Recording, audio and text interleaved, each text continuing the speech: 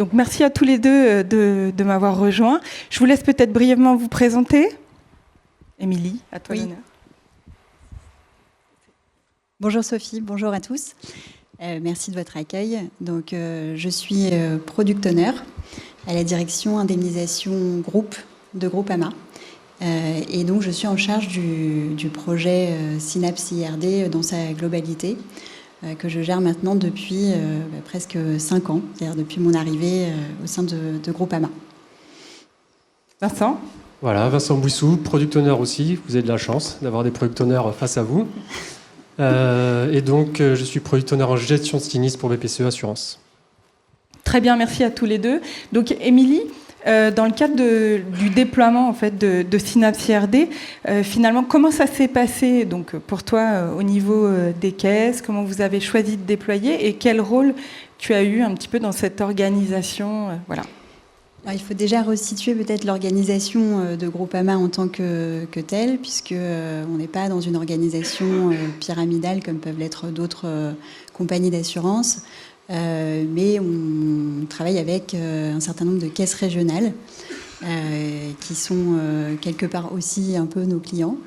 Et donc, il a fallu recueillir l'adhésion de toutes ces caisses régionales pour basculer dans cette grande transformation qu'est Synapse IRD, puisqu'on utilisait auparavant, on n'était pas utilisateur de l'ancienne plateforme IRD Web, mais on utilisait un outil maison, donc qui avait ses défauts, mais qui avait été conçu spécialement par nous et pour nous, donc qui répondait quand même principalement à nos attentes. Donc la transformation a nécessité quand même beaucoup d'accompagnement. Il y a eu des grandes étapes peut-être ? Oui, alors on a découpé évidemment ce vaste projet en plusieurs lots et notre priorité, ça a été vraiment l'expertise pour ensuite intégrer le volet réparation en nature. Donc il y a eu la réparation en nature. Il y a eu aussi des déploiements, donc vous avez commencé déjà, c'était en 2022 ? Tout à fait, oui. Fin 2022, on a déployé donc, la partie expertise, donc, pour nos prestataires experts, mais aussi nos inspecteurs salariés, qui sont nos inspecteurs, enfin nos internes. Et puis ensuite, le volet réparation en nature qui a suivi en mars 2025. Et la particularité, c'est que vous avez aussi déployé en parallèle donc tout ce qui était suivi d'informations, assuré, la suite assurée par la suite. Oui, tout à fait. L'un n'allait pas sans l'autre, puisque l'objectif vraiment de la mise en place de Synapse IRD, c'était de répondre aux attentes à la fois de nos prestataires, mais aussi surtout de nos clients sociétaires. En accélérant la fluidité des échanges qui était la grande promesse de Synapse et tout ça dans un objectif de gagner à la fois en délai et aussi en transparence. Donc c'était important pour nous bien sûr de garantir le suivi de l'information pour nos clients tout en ayant cette visibilité pour nos conseillers indemnisation qui puissent continuer à accompagner au mieux nos clients tout au long de leurs prestations. Je vais passer à Vincent maintenant pour en savoir un peu plus. Donc Vincent, ça fait longtemps toi que tu suis le projet Synapse IRD. Effectivement, j'étais au début, notamment avec une collègue ici dans la salle. On a construit Synapse, mais juste avant de parler de Synapse, ce que je voulais dire, c'est qu'on est passé vraiment d'un ancien modèle à une approche innovante. Pour apprécier cela, il faut remonter en 2018. Donc on a été champion du monde, mais il y avait un autre fait majeur, c'est qu'on a complètement revu notre système d'information qui gère les sinistres, à la fois matériels et corporels, pour passer sur Claim Center. On a déployé progressivement cette solution à nos gestionnaires. Et donc en 2020, vraiment nos gestionnaires MRH ont pu être sur Claim Center. Parallèlement à ça, on a donc sollicité Darva pour en savoir un petit peu plus sur la solution Synapse. Et donc, c'est à partir de février 2023 que nous avons pu mettre en production Synapse Expertise et un peu comme Groupama, un an plus tard, livrer Synapse Rennes. Donc, c'est vraiment une transformation informatique qu'on a entrepris et qui s'est suivie et qui se poursuit encore Et on a voulu mettre vraiment, c'est notre approche vraiment au cœur de la gestion, l'assuré, en valorisant l'innovation. Et c'est pourquoi on a choisi, en même temps qu'on livrait Synapse Expertise, finalement, de partir sur le cycle, le système d'information client. Et puis, donc, l'expertise, le SIC et la réparation en nature pour finir. Émilie, justement, donc, vous avez aussi mis en place donc, le SIC, le suivi d'information client. Qu'est-ce que ça vous a permis d'apprendre, finalement? Et puis, est-ce que vous avez pu mesurer quelques résultats? Alors, on est passé d'une communication gérée par nos prestataires en ce qui concerne la phase d'expertise à une communication finalement centralisée avec une visibilité pour le conseil d'indemnisation. Donc ça, c'était vraiment essentiel que lorsque notre client nous contacte pour avoir des informations, on ait le même niveau d'information que lui pour pouvoir l'accompagner. Donc ça, c'était un point très important. Et puis, en termes de gains, alors c'est pas forcément très chiffré, parce qu'on n'a pas beaucoup de retours de nos clients satisfaits. Mais en revanche, on a pu constater une baisse notable des appels téléphoniques sur les plateaux de gestion, en ce qui concerne le suivi de la prestation en particulier. Vincent, est-ce que vous avez fait aussi le même constat? Alors effectivement, déjà, il faut se remettre dans le contexte, même s'il est toujours un peu le même aujourd'hui, mais c'est un monde qui est en perpétuelle évolution et où les assurés attendent encore plus de fluidité, plus d'informations, qu'on communique encore mieux avec eux. Donc, comme je disais, nous, notre approche, c'est vraiment de mettre l'assuré au cœur de la gestion de sinistres. Nous avons choisi le SIC, il nous a garanti une clarté et une efficacité. Et on a pu constater donc, les résultats avec plaisir dès la mise en production, c'était indéniable. Cependant, on avait justement dans ce monde qui bouge, on avait plusieurs questions qui restaient encore en suspens. Et c'est très simple, hein, c'est quels sont directement les besoins futurs de nos assurés, comment y répondre efficacement. Et en tant que banquier assureur, de notre côté, c'est comment soutenir nos distributeurs dans la fidélisation de leurs clients. Et donc, petit teasing, on est passé sur le module suite assurée. À la suite assurée. Du coup, Émilie, justement, sur la suite assurée, donc ça fait 2 mois maintenant que vous y êtes, côté Groupama et GAN. Oui. Cette partie suite assurée, c'est aussi donc un module qui a été co-construit, beaucoup d'investissements. Tu nous racontes un peu ? Oui, le sujet est venu très très rapidement puisque dès le cadrage du volet réparation en nature, on a terminé notre atelier de cadrage avec nos caisses régionales, justement, qui sont très, très actives sur ce projet. Et on avait associé d'ailleurs Darva à la fin de cet atelier, notamment pour s'assurer qu'on était en phase sur la roadmap, qu'on était en adéquation avec nos besoins. Et très tôt, on a abordé cette problématique qui nous pesait, à savoir comment aller gérer nos clients qui sont confrontés, et c'est d'ailleurs très souvent le cas, notamment dans les sinistres dégâts des eaux, à plusieurs prestations en parallèle. On peut avoir une expertise, on peut avoir une recherche de fuite, on peut avoir aussi une ou plusieurs réparations en nature selon s'il y a plusieurs artisans de missionner. Et on imaginait très mal le client avec un espace dédié pour chaque prestation, avec un cloisonnement. On s'est dit là, nos clients, on va les perdre. On voyait l'assuré dans la vidéo de tout à l'heure qui disait voilà, ça a l'air complexe. Oui, ça aurait été clairement complexe d'avoir des espaces séparés. Donc pour nous, c'était vraiment un critère fondamental.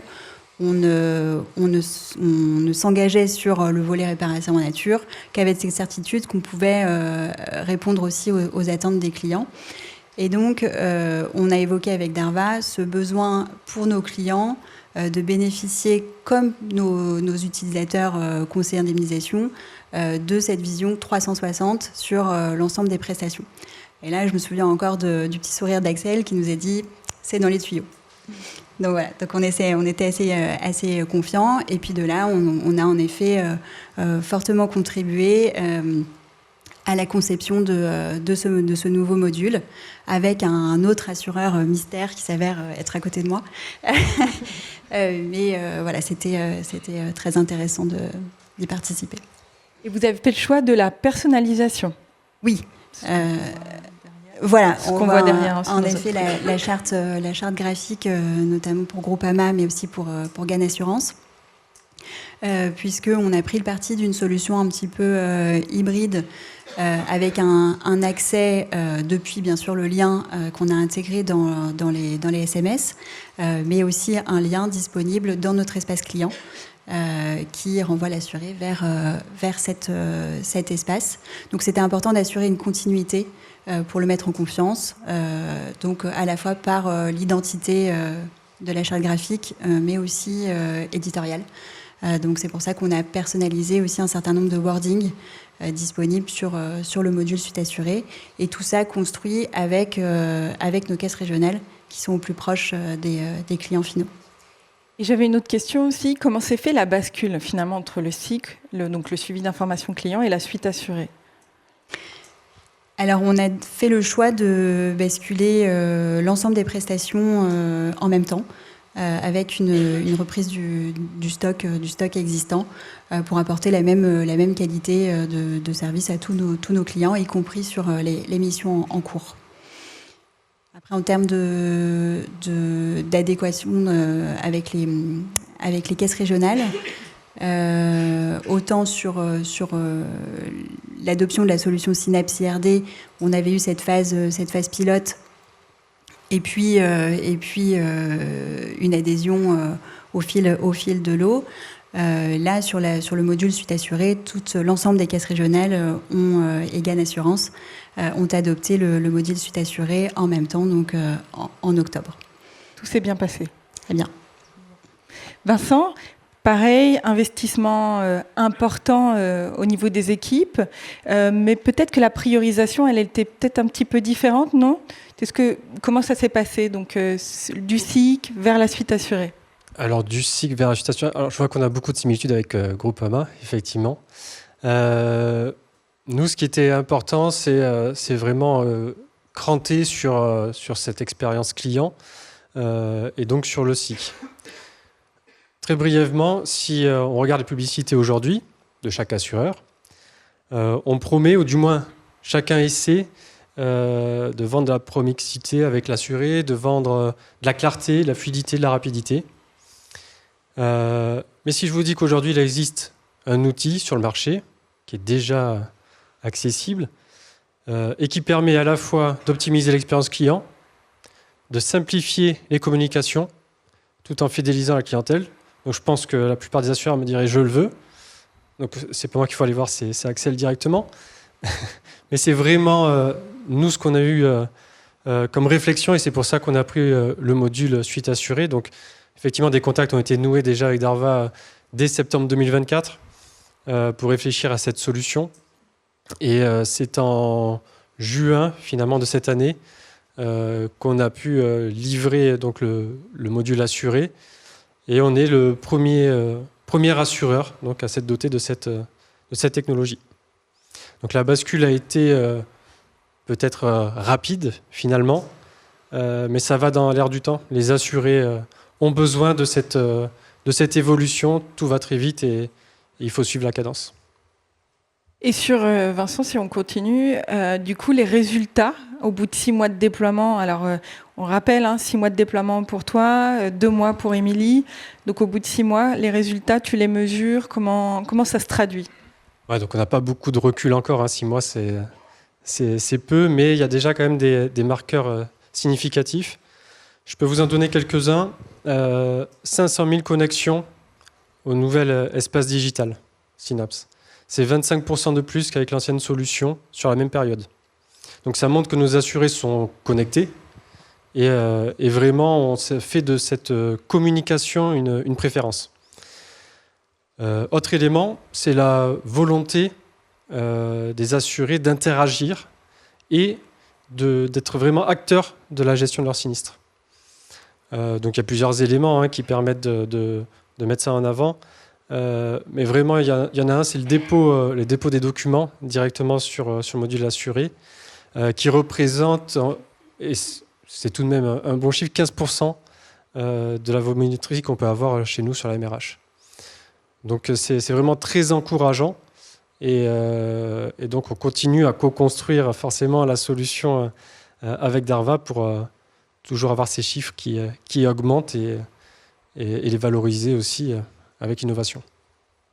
Et toi, Émilie, est-ce qu'il y a quelques marqueurs significatifs comme ça que tu peux nous partager ?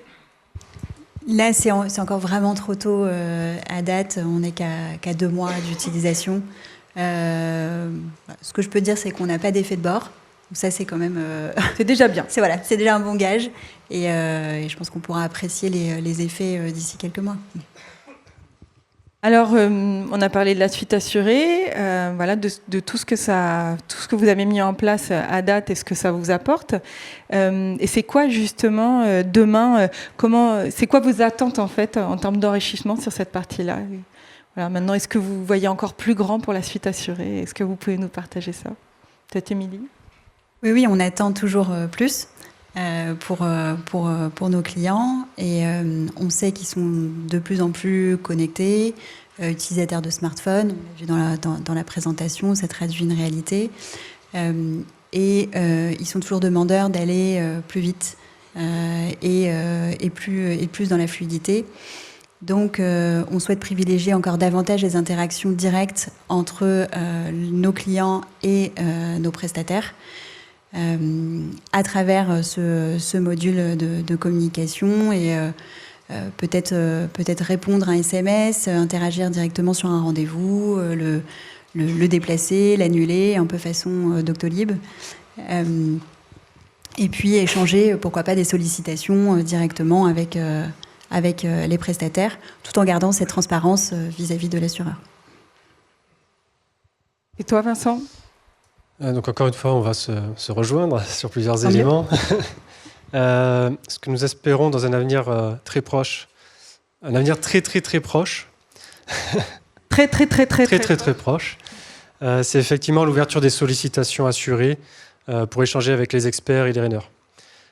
C'est vraiment un sujet attendu par les assurés, je pense, qui nous permettra nous aussi de suivre la gestion de sinistres. Et toujours d'améliorer cette expérience client. Autre élément qu'on aimerait, c'est la timeline. On l'a vu sur certains écrans, mais cette timeline, c'est vraiment un visuel très rassurant pour les assurés et ça permet de les guider vraiment tout au long de la gestion du sinistre. Et on prend effectivement toutes les évolutions qui permettent, j'aime bien parler d'expérience client optimisé. On est vraiment dans cette optique-là. On est plus une expérience client. On met un outil avec certaines fonctionnalités. Comme tu l'as bien dit, la façon un peu de pouvoir annuler un rendez-vous, en replacer un, échanger, que tout ça soit très fluide et finalement que l'expérience de l'utilisateur soit la plus performante possible. Bon, je retiens l'exemple de Doctolib. C'est pas mal, ça illustre très bien. Bon, en tout cas, merci, un grand merci à tous les deux d'avoir partagé ce retour d'expérience. Et puis, écoutez, je vous laisse reprendre vos places et suivre, donc continuer cette belle matinale. Et merci beaucoup encore de votre participation. Merci.